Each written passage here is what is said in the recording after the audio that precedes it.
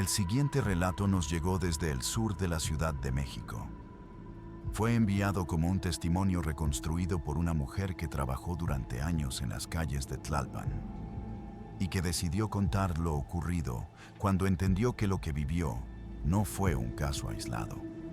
Según lo que recuerda, su llegada a la capital no tuvo nada de épico.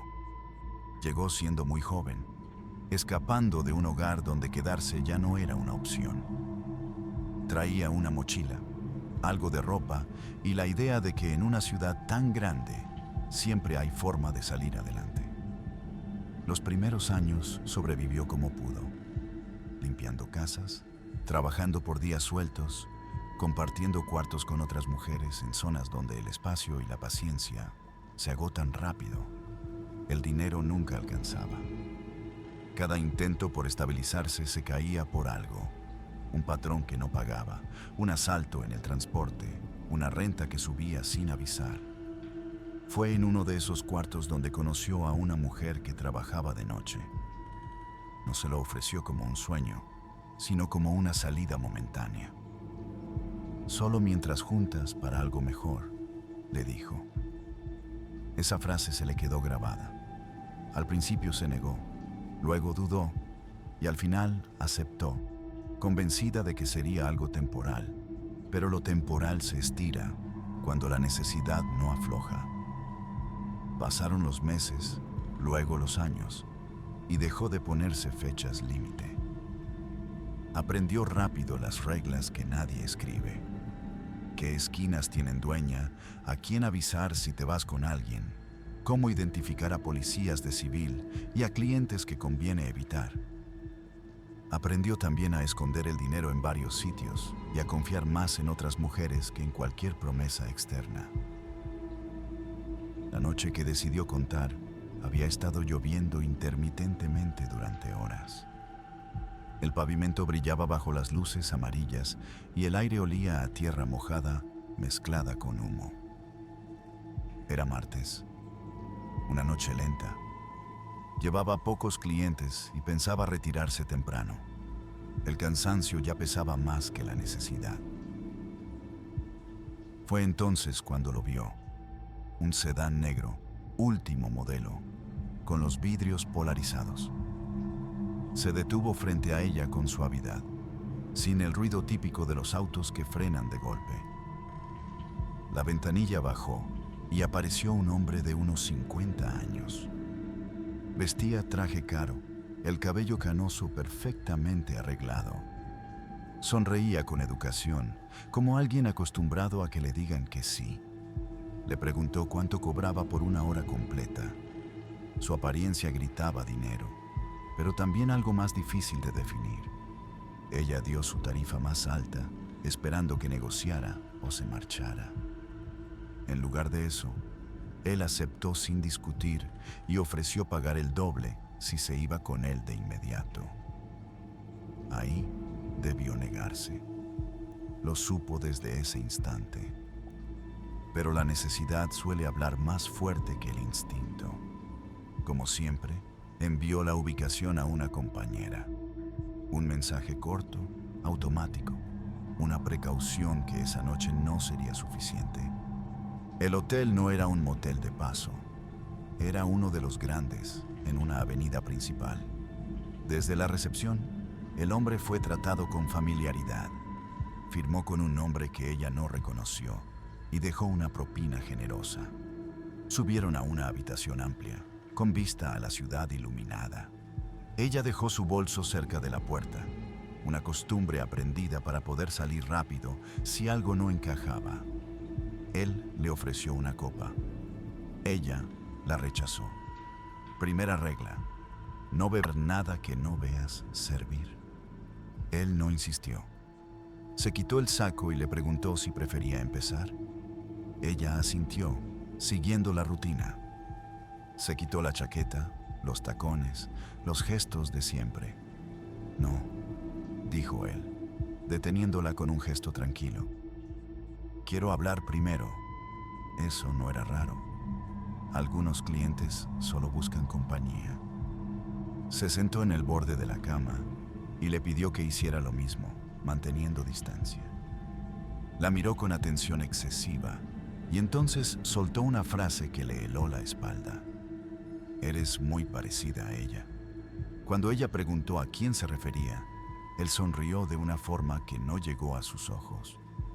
«Claro que no la conoces», dijo. «Murió hace años». En ese momento, la habitación pareció enfriarse y todas las alarmas que había ignorado comenzaron a sonar al mismo tiempo. Según lo que alcanzó a reconstruir después, a partir de esa frase, la conversación tomó un rumbo incómodo. El hombre se levantó y caminó hacia la ventana, dándole la espalda. Dijo que la mujer a la que se parecía había sido su esposa, que tenían el mismo tipo de cabello, una complexión similar, incluso un tono de voz que le resultaba familiar.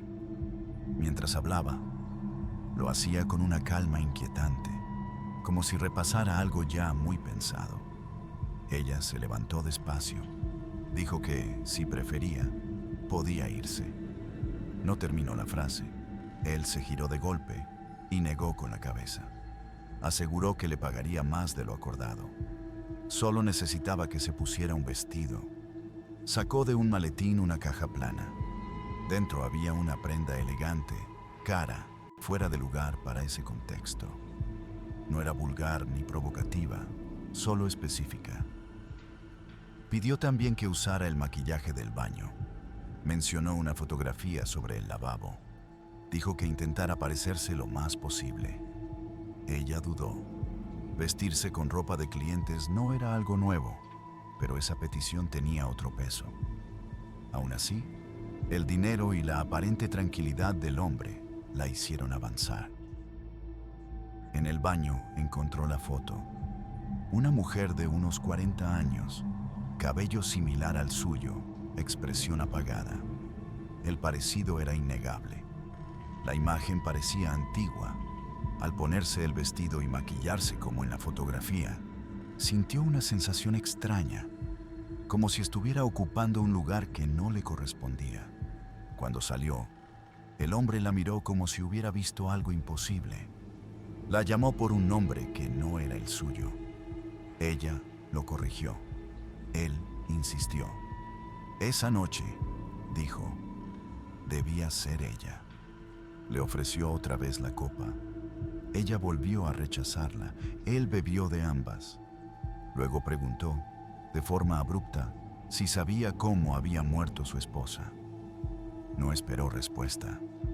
Dijo que la habían encontrado en un callejón cerca de Tlalpan, que el reporte oficial hablaba de un asalto.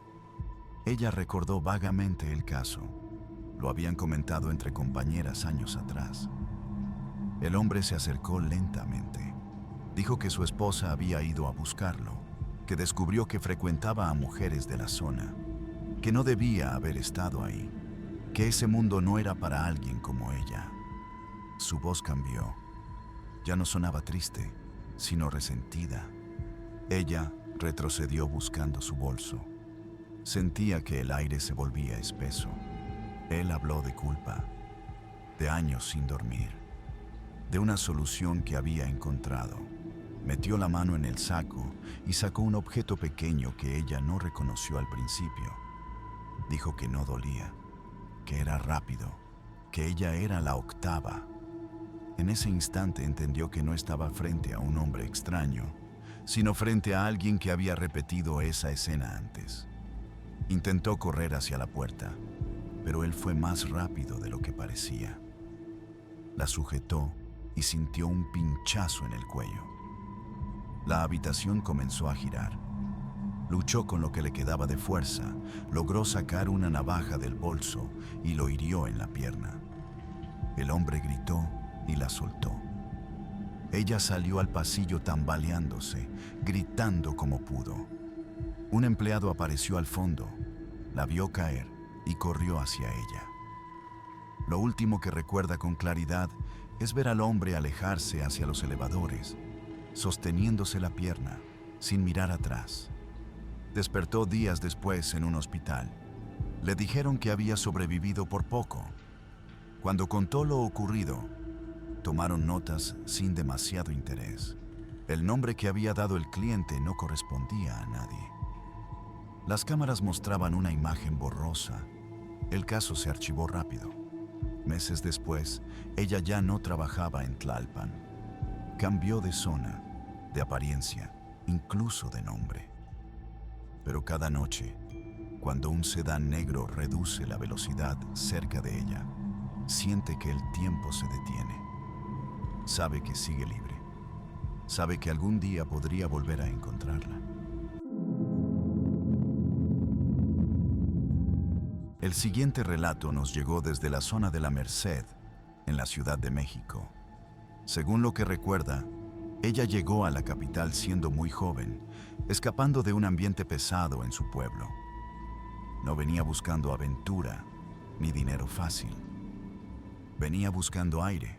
Traía una mochila, algo de ropa y la idea ingenua de que en una ciudad enorme siempre hay trabajo.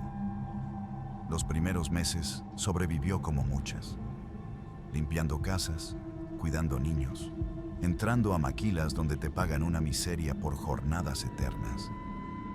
Dormía donde se podía, compartiendo cuarto con otras mujeres, apretadas, sin privacidad, con miedo de enfermarse porque no había para doctor.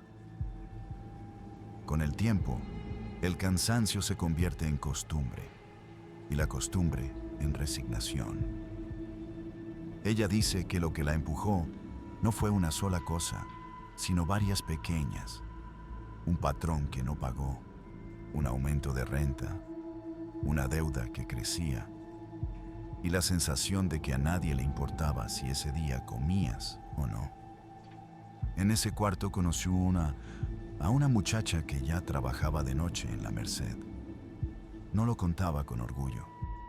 Lo contaba como quien habla de un turno pesado.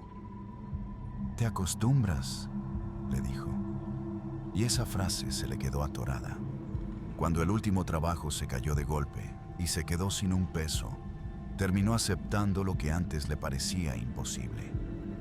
No por valentía, sino por necesidad.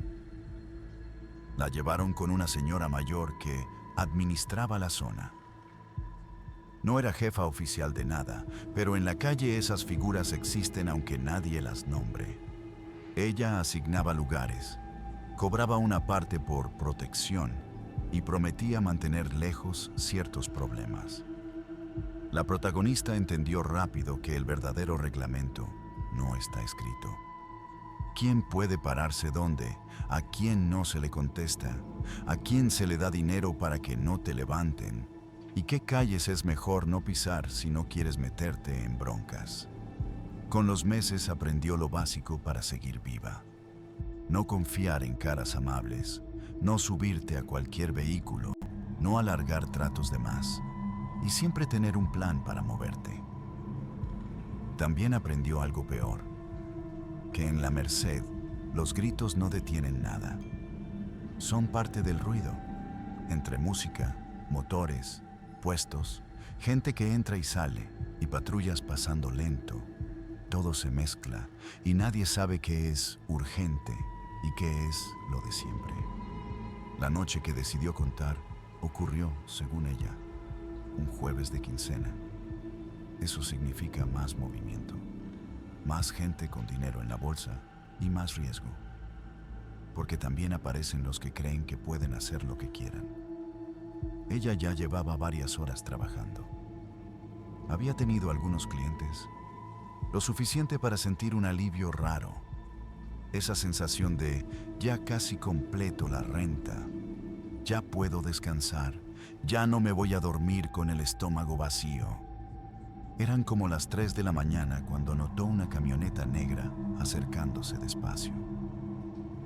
Vidrios polarizados, sin placas visibles. En esa zona no era raro ver camionetas así, pero aún así algo le hizo tensar la espalda. La camioneta se detuvo justo frente a ella.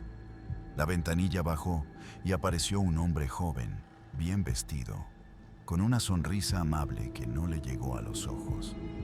Le preguntó directo cuánto por toda la noche. Ella cuenta que, por dentro, se le prendieron todas las alarmas. Ese tipo de trato largo casi nunca es buena señal, y menos con un vehículo así. Aún así dio su tarifa más alta, esperando que se fuera o que regateara. En cambio, el hombre asintió sin discutir, como si el dinero no le importara.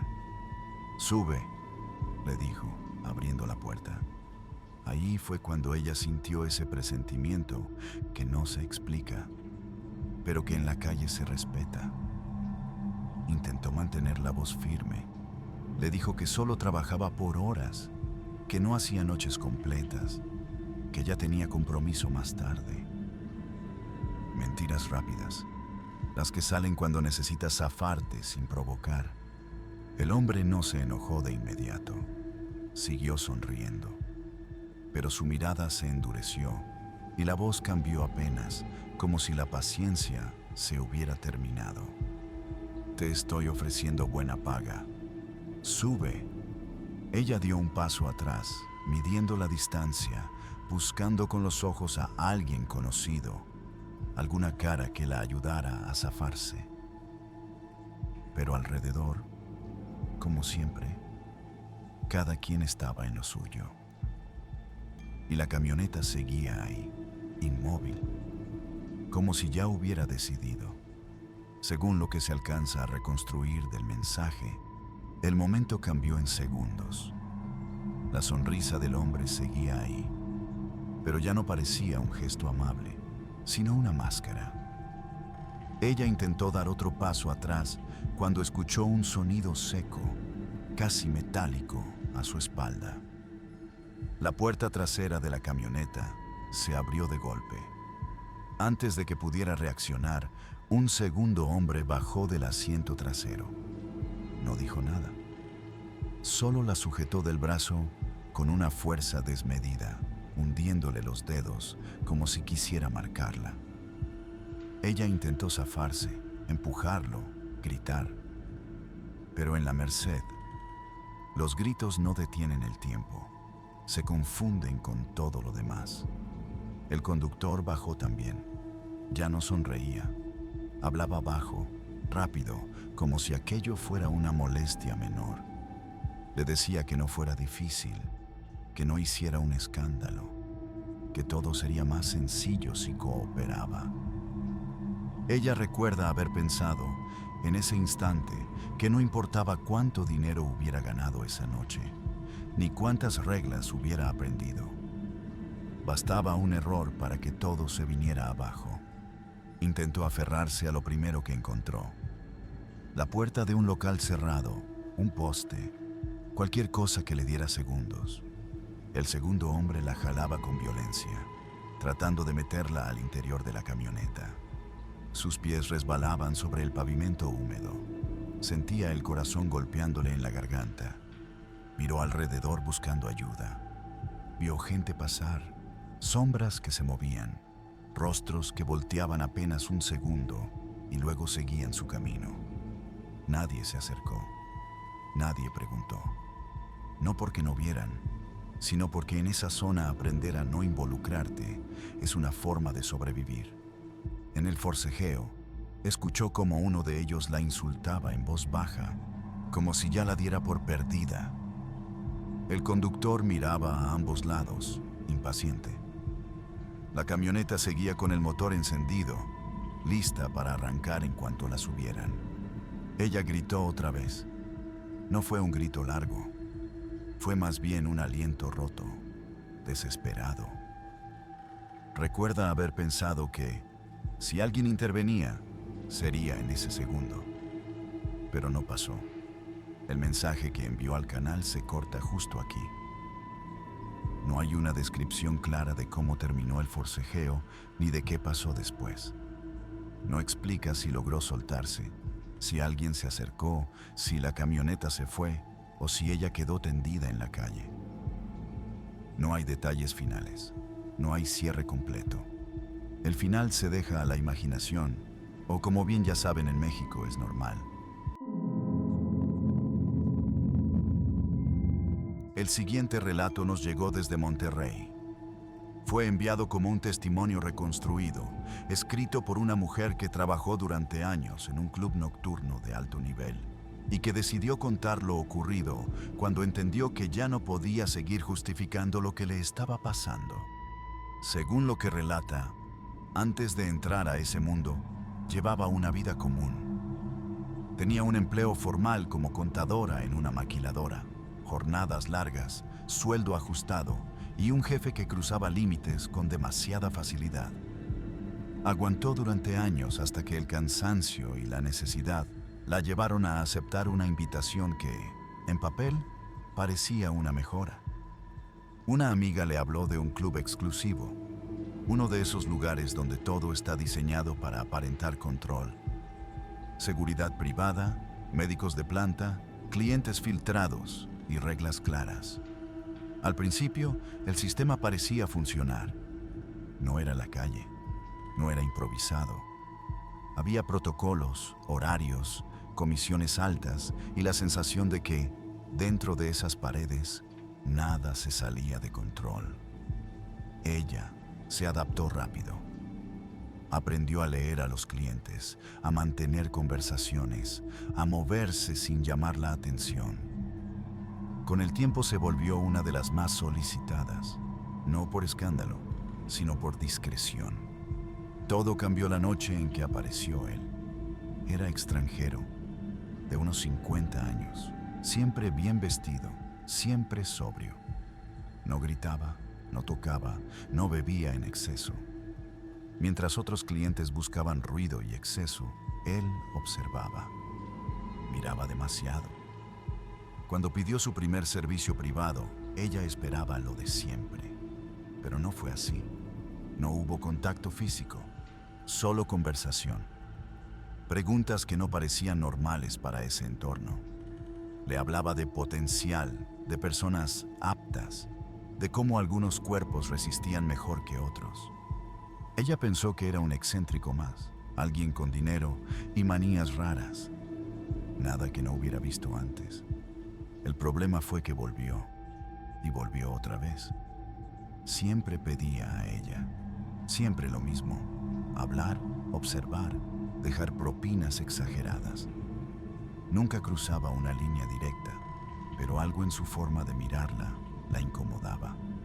No era deseo, era evaluación. En una de esas visitas, le mostró un símbolo tatuado en la muñeca. Un diseño geométrico extraño, como un ojo estilizado dentro de una figura invertida. Le dijo que era una marca de los que saben mirar. Ella se rió, incómoda, tratando de restarle importancia. Él no. El primer incidente ocurrió días después. Durante un encuentro privado, le ofreció una bebida oscura en un vaso pequeño. Ella fingió tomarla. Él se dio cuenta. No se molestó. Solo dijo que no importaba, que ya había otras formas. Antes de que pudiera reaccionar, sintió un ardor leve en el brazo, como un pinchazo rápido. Gritó. Los guardias entraron de inmediato. El cliente no se resistió. Sonreía. Lo sacaron del lugar esa noche. El gerente le aseguró que no volvería a entrar. Ella intentó convencerse de que ahí terminaba todo. No terminó. A los pocos días comenzaron los síntomas. Dolores de cabeza constantes, sensibilidad a la luz, sueños extraños que no lograba recordar completos. Fue al médico del club, luego a uno externo. Los estudios no mostraban nada fuera de lo común. Estrés, le dijeron. Cansancio acumulado.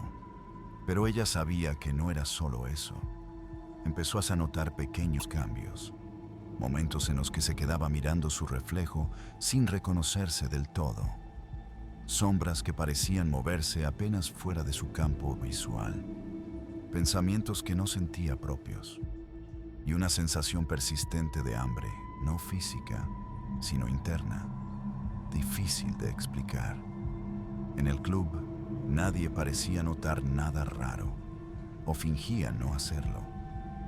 Hasta que una de las mujeres mayores se le acercó una noche y le dijo, casi en un susurro, que tuviera cuidado, que ya había visto eso antes, que otra chica extranjera había pasado por lo mismo y un día simplemente no volvió. Ella intentó ignorarlo, convencerse de que estaba exagerando, pero el miedo ya se había instalado.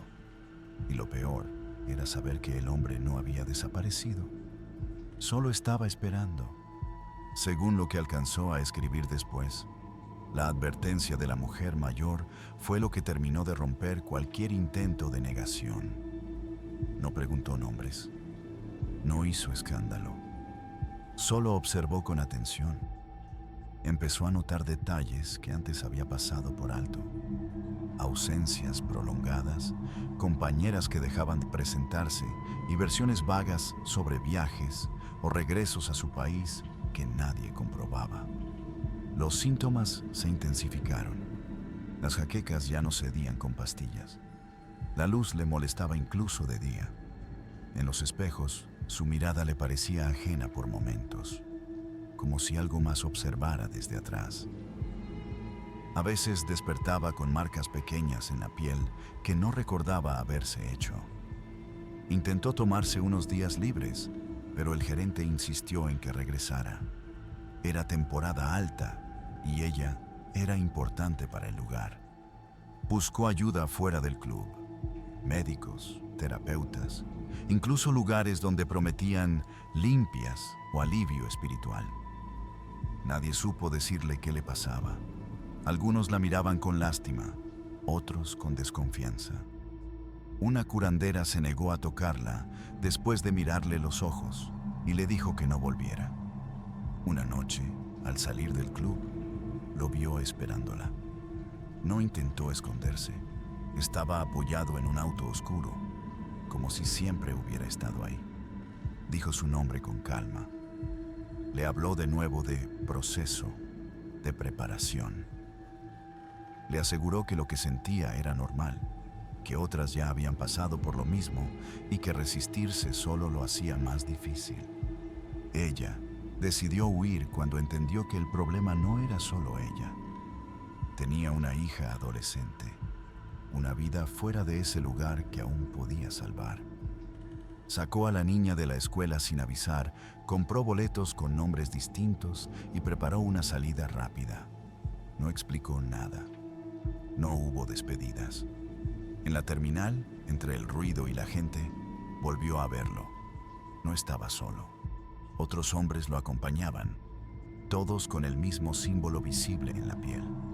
No se acercaron de inmediato, solo observaron, como si supieran que no había a dónde ir. El relato se vuelve confuso a partir de aquí. Habla de un traslado que no recuerda del todo, de un lugar industrial a las afueras de la ciudad, de luces frías y voces repitiendo palabras que ya entendía sin haberlas aprendido. Describe una sensación de pérdida de control, como si su cuerpo respondiera a órdenes que no eran suyas. Escribió que lo último claro fue pensar en su hija. Intentó protegerla, pedir que la dejaran ir. No sabe cómo terminó separada de ella. Solo recuerda despertar días después en un cuarto ajeno, con sangre seca que no pudo identificar y un dolor profundo que no era solo físico. En las noticias hablaban de un incidente violento en un almacén abandonado. Varias personas encontradas sin vida. Versiones contradictorias. Ninguna menciona a ella. Ninguna menciona a su hija, salvo como persona no localizada. El mensaje termina con una confesión breve. Dice que sabe que la buscan, que lo que sea que le hicieron sigue dentro. El siguiente relato llegó desde las afueras de Monterrey. Lo envió una mujer que trabajaba de noche en un tramo de carretera. De acuerdo con lo que contó, su vida no siempre estuvo ligada a la calle. Había estudiado algunos semestres de enfermería antes de que una serie de decisiones malas, deudas y una adicción que se le fue de las manos la dejaran fuera de su casa y fuera de la escuela. Cuando perdió el respaldo de su familia, La ciudad no le ofreció demasiadas opciones. Terminó moviéndose en zonas donde nadie pregunta demasiado y donde el dinero aparece rápido, pero siempre con un precio. Al principio trabajó en el centro, pero pronto entendió que ahí los problemas no tardan en llegar. La extorsión era constante y el margen de ganancia mínimo. Con el tiempo se desplazó hacia la carretera que conecta con Saltillo, un tramo largo, oscuro, donde paran camioneros y viajeros nocturnos. El riesgo era mayor, pero también el dinero. En ese ambiente aprendió reglas básicas: nunca irte sin avisar, mandar tu ubicación y desconfiar de los que ofrecen demasiado. Ese tramo tenía fama. Los camioneros viejos hablaban de accidentes frecuentes en la curva más cerrada del camino.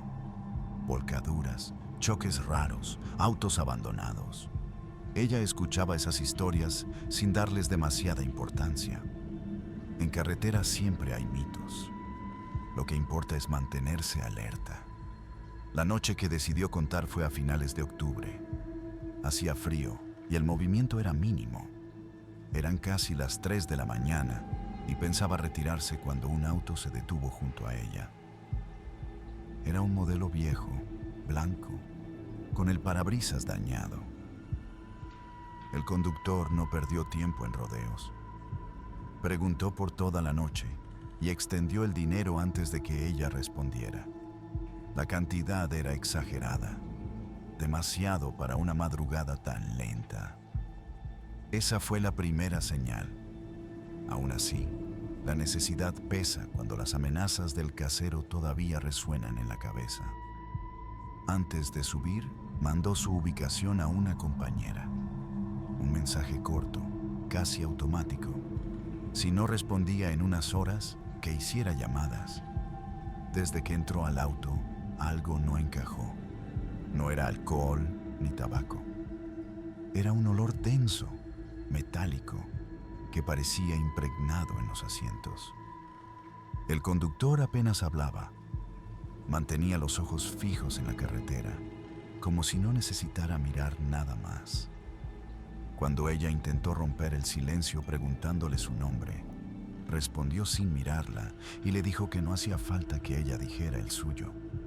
Avanzaron más de lo esperado. Pasaron la curva principal y tomaron una desviación de terracería. Ella comentó que pensó que se habían equivocado. Él respondió que ya casi llegaban. Sonrió por primera vez, una sonrisa breve que no la tranquilizó. El camino se volvió cada vez más estrecho. No había luces, ni señal en el teléfono. A lo lejos distinguió una construcción pequeña, aislada, con ventanas cubiertas. No parecía un lugar habitado. Cuando el auto se detuvo, su instinto le gritó que no bajara, pero estaba en medio de la nada. El hombre abrió la puerta de la casa como si fuera lo más normal del mundo y le indicó que pasara. Dentro, el aire era pesado. Había velas encendidas, muebles viejos y una sensación de abandono que no cuadraba con la idea de vivir ahí. En la pared alcanzó a ver varias fotografías pequeñas, pero no tuvo tiempo de observarlas bien. Preguntó por la electricidad. Él respondió algo ambiguo, como si no dependiera de él. Se sentó y la observó en silencio, esperando. Fue entonces cuando ella notó algo fuera de lugar bajo el colchón. Un objeto pequeño, olvidado. Al agacharse, vio que era un zapato de mujer. Demasiado pequeño, demasiado gastado. En ese momento entendió que había cometido un error y que salir de ahí no iba a ser sencillo. Según lo que alcanzó a escribir después, el ambiente dentro de la casa cambió por completo en cuanto hizo esa observación. El hombre dejó de fingir normalidad. Su postura se tensó y su mirada se volvió fija, como si ya no estuviera hablando con una persona, sino con algo que debía quedarse ahí. Ella intentó mantener la calma. Preguntó si vivía solo si alguien más iba a llegar. Él respondió con frases inconexas, hablando de gente que no supo irse y de voces que, según él, se escuchaban por las noches. Dijo que ese lugar no era una casa cualquiera, que ahí las cosas se quedaban. Cuando ella dio un paso hacia la puerta, él se movió rápido y la bloqueó. No levantó la voz. No fue violento de inmediato. Solo le dijo que no podía irse todavía, que había venido porque así tenía que ser. Ese tono fue lo que más miedo le dio. No sonaba como una amenaza, sonaba como una certeza. Miró alrededor buscando algo que pudiera usar para defenderse. Sobre una mesa vio un cuchillo de cocina viejo. Calculó distancias, tiempos. Sabía que, si se equivocaba, no habría segunda oportunidad. Fingió interés. Preguntó qué había querido decir con lo de la gente que se quedaba. El hombre pareció relajarse un poco, como si agradeciera que lo escucharan. La llevó hacia un cobertizo afuera de la casa. El aire frío le golpeó el rostro al salir. El lugar estaba asegurado con una cadena y un candado. Mientras él buscaba la llave, ella sintió un olor que no supo describir al principio. Algo rancio, penetrante. Cuando abrió la puerta y encendió una linterna, entendió que no estaba imaginando nada. Dentro había señales claras de que otras mujeres habían pasado por ahí y no habían salido. Ropa, objetos personales, restos de pertenencias. No necesitó ver más para saber que ese sitio no era un hogar, sino una trampa. El pánico la paralizó solo un segundo. Luego actuó por puro instinto. Fingió tropezar y caer, y cuando el hombre se inclinó para sujetarla, tomó un pedazo de metal oxidado del suelo y se lo clavó en la pierna. El grito que soltó fue de sorpresa más que de dolor. Aprovechó ese instante para empujarlo dentro del cobertizo y cerrar la puerta con todas sus fuerzas. Aseguró la cadena con manos temblorosas. Corrió de regreso al auto, rezando para que las llaves estuvieran ahí. No lo estaban. Desde el cobertizo escuchaba golpes y gritos. No había tiempo. Se lanzó cuesta abajo, siguiendo el camino por el que habían llegado. Sin luz, sin orientación, con los pies lastimados y el miedo empujándola a seguir. Después de lo que pareció una eternidad, alcanzó la carretera principal. Un camión se aproximaba. Se plantó en medio del camino, agitando los brazos. El conductor frenó de golpe, molesto al principio, hasta que la vio bien. Le pidió que subiera y ella no dudó. Dentro de la cabina, intentó explicar lo que había pasado. Dijo que había una casa, que un hombre retenía a mujeres ahí. El camionero la escuchó en silencio. No hizo preguntas. Solo dijo que la llevaría con la policía. Mientras avanzaban, ella miró por el retrovisor. A lo lejos, vio un auto blanco bajando por la terracería a toda velocidad. El mismo que la había llevado. Gritó que venía detrás. El camionero aceleró sin alterar el gesto. Cuando se acercaban de nuevo a la curva principal, aparecieron luces en sentido contrario. Un tráiler venía de frente. Ella gritó para que frenara. Él no lo hizo. Al contrario, mantuvo la velocidad, como si supiera exactamente qué iba a pasar. El impacto no ocurrió como ella lo esperaba. El camionero logró esquivar por centímetros el choque y siguió avanzando. El auto blanco quedó atrás, detenido. El conductor del camión soltó el volante con calma y dijo algo que ella nunca olvidó: que no era la primera vez que alguien intentaba huir por ahí. La dejó unos kilómetros más adelante, cerca de una gasolinera, sin dar su nombre. Cuando ella volteó para agradecerle, el camión ya se alejaba. El mensaje termina explicando que sí llegó con autoridades, que dio su versión, pero que nunca volvieron a buscarla. La casa no fue localizada, el hombre no apareció. El tramo siguió siendo peligroso, como siempre. Lo mismo de todos los casos, no pasa nada. El siguiente relato llegó desde la zona turística de Puerto Vallarta. Fue enviado por una mujer que trabajaba como acompañante independiente y que escribió cuando tuvo un tiempo.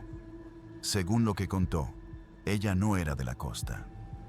Había llegado desde el interior del país buscando trabajo, como muchos, pensando que en una ciudad turística siempre hay oportunidades.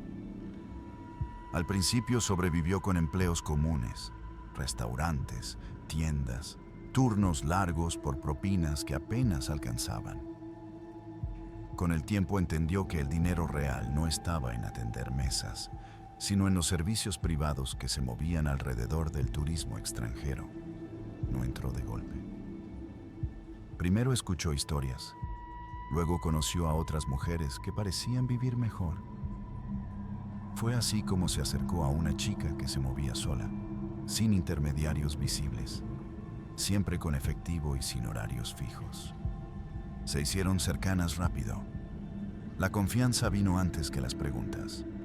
Un día, tomando café frente al malecón, esa amiga le habló de un trabajo especial.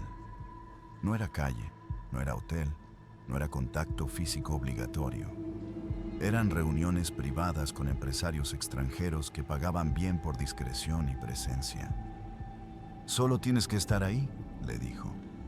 Nada raro, nada peligroso. Son excéntricos, pero respetan. La cantidad que mencionó era más de lo que ella ganaba en 2 semanas normales. Dudó, pero la necesidad pesa más cuando se presenta con una sonrisa tranquila. Aceptó. La llevaron a una mansión en las colinas que miran hacia la bahía. Desde fuera, el lugar parecía sacado de una revista. Muros altos, seguridad discreta, autos de lujo entrando y saliendo sin ruido. Nada que gritara peligro, más bien todo lo contrario. Ese tipo de lugares donde uno se siente pequeño, fuera de sitio. Dentro, el ambiente era elegante, frío, medido. Mármol, arte antiguo, iluminación suave. El anfitrión era un hombre mayor, extranjero, que hablaba español con demasiada naturalidad. Sabía su nombre antes de que ella lo dijera. Le explicó que aquella noche habría una reunión simbólica, una ceremonia relacionada con prosperidad y negocios. Su papel, insistió, era solo representar una figura de buena fortuna. Presencia, nada más. Le dieron ropa distinta a la que usaba para trabajar, una túnica ligera. A su amiga también. Antes de bajar, notó que la otra mujer tenía un símbolo extraño tatuado en la muñeca. Cuando preguntó, recibió una respuesta rápida. Es parte del grupo, nada serio. A ti solo te harán algo temporal. La ceremonia fue en un espacio subterráneo. No oscuro, pero sí aislado del resto de la casa. Las personas hablaban bajo, como si no quisieran ser escuchadas más allá de esas paredes. Usaban palabras que ella no entendía del todo, pero el tono era solemne, calculado. No hubo contacto directo, no hubo violencia, solo gestos, copas que fingió beber, miradas que se quedaban más tiempo del necesario. En cierto momento, el anfitrión se acercó y dibujó un símbolo sobre su piel con una sustancia espesa. Ardía ligeramente. Nada que la hiciera gritar, pero lo suficiente para incomodar.